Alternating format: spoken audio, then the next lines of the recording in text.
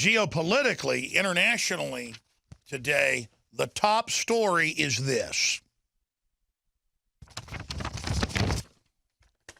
Reuters, U.S. allies to stage exercises in West Ukraine as battles rage in the east. This is exactly what all the experts have said would start to happen. It's what I've said. 6 months ago, the Ukrainians vote to not join the EU and be sucked dry by that tyranny. Soros activates neo-Nazi paramilitary groups that overthrow the government, the elected government, which certainly wasn't perfect. I'm not saying that, but it was elected. No one disputed it was freely elected. They overthrow it, run all the way into the Russian pipelines, refineries, and oil fields that have been owned, leased, and run by Russia for 100 years. Russia's been there for 500, basically. And they try to take the Russian port, their only Black Sea port and other strategic areas. Russia sends in forces to protect them for their interest. The issue is the West initiated this, just like they initiated ISIS, which is really Al-Qaeda in Iraq, that went into Syria. Just like our government backs the Muslim Brotherhood. Just like they backed the jihadis taking down Gaddafi. Just like they're backing Al-Qaeda's been attacking Jordan. And Soros came out and admitted responsibility in the New York Times for the coup and mass murder in Ukraine.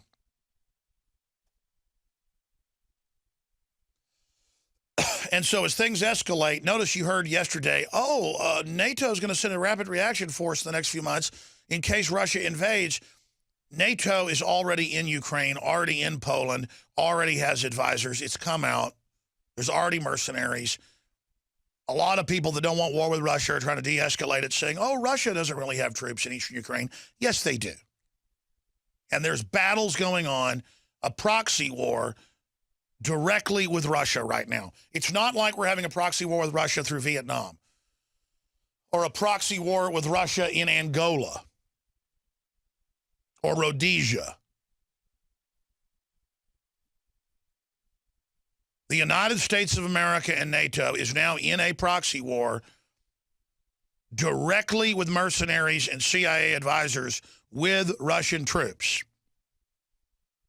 There's a steady stream of body bags going back to Russia of Russian troops and funerals all over the country. I've gone and checked. And yes, ladies and gentlemen, there are dead mercs and others coming back here. So I'm going to explain this again. From all the intel we have, the United States, run by George Soros and others, a known Nazi collaborator, this is like a Twilight Zone episode, has gone in, overthrown Ukraine, run over Russian interests. The Russians have inserted troops.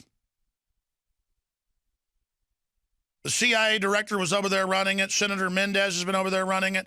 It's on. And if they start running airstrikes, NATO does, as they've said they will, against Russians, then Russia will start responding, shooting down those aircraft, and then it escalates to the point of where General Jackson was during the Kosovo War, when the Russians controlled that airfield that they've controlled since the end of World War II in Pristina, and they ordered NATO to attack the Russians on the airfield, and the head of NATO overruled the U.S. NATO commanders, the British head, and said, I will not start World War III. We literally, people just think we can't have a war with Russia. People just think we're not going to have a nuclear war. People just expect everything's going to go on forever like it's always. This is what's going to end up destroying our society, ladies and gentlemen. This is what's going to end up really causing a problem. U.S. allies to stage exercises in West Ukraine as battle rages in the east. Reuters. We'll come back and tell you about that. Russia's strategic nuclear forces to hold major exercise this month. Reuters.